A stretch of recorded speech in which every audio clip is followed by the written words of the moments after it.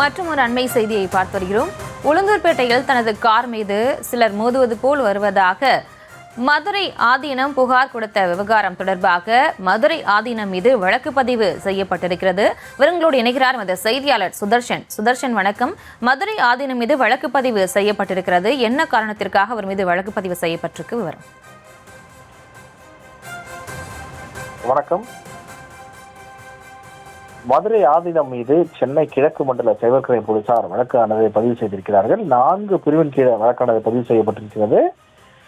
அவர் சென்னையை நோக்கி, அதாவது வெளியூர்ல சென்னை நோக்கி வந்து கொண்டிருந்த போது இந்த அவருடைய கார் மீது மற்றொரு கார் மோதுவது போல வந்து விபத்துக்கு உள்ளாகியது அப்படின்னு சொல்லிட்டு அவர் தொடர்ந்து குற்றச்சாட்டை வைத்திருந்தார். அது மட்டும் இல்லாம என்னுடைய கார் மீது மோத வந்தது, என்னை தாக்கி என்னை கொல்லதான் முயற்சி செய்தார்கள், என்னை ஆக்சிடென்ட் பண்ற மாதிரியே என்னை கொல்ல இருந்தார்கள். அது மட்டும் இல்லாம அவர்கள் குள்ள அணிந்திருந்தார்கள் என்று பல்வேறு குற்றச்சாட்டுகளை அவர் முன்வைத்திருந்தார். அது மட்டும் இல்லாம இது முக்கியமா கலவரத்தை ஏற்படுத்தும் அளவுல அவர் இவர் இந்த மாதிரி பேசியிருந்தார் அப்படின்னு சொல்லிட்டு தொடர்ச்சியாக இருந்தது.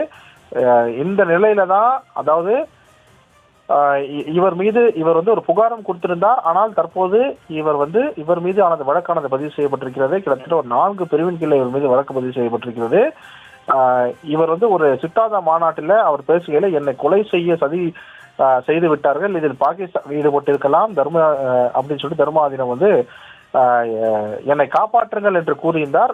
அது மட்டும் இல்லாம முக்கியமாக இது குறித்து விளக்கமும் அளிக்கப்பட்டிருந்தது காவல்துறை சார்பில். ஆனால் தற்போது கிழக்கு மண்டல சைபர் கிரைம் போலீசார் இவர் மீது வழக்கு பதிவு செய்திருக்கிறார்கள். கிட்டத்தட்ட ஒரு 4 பிரிவின் கீழே வழக்கு பதிவு செய்திருக்கிறார்கள். அதாவது கலவரத்தை ஏற்படுத்தும் வகையில பேசுதல், சமூகத்திற்கு இடையே பகைமையை உருவாக்கும் வகையில செயல்படுதல், பொது தீமைக்கு வழிவகுக்கும் அறிக்கைகள் அல்லது தவறான தகவல்களை பரப்புதல் உள்ளிட்ட 4 பிரிவின் கீழே வழக்கு பதிவு செய்து அவரிடம் விசாரணை நடத்த இருக்கிறார்கள் சைபர் கிரைம் போலீசார். தற்போது வரை 4 பிரிவின் கீழ் வழக்கானது மட்டும் பதிவு செய்யப்பட்டிருக்கிறது. விரைவில் மதுரை ஆதீனமிடம் விசாரணையும் நடத்தப்படும் அப்படின்னு சொல்லிட்டு அதிகாரி தரப்பில் சொல்லப்படுகிறது.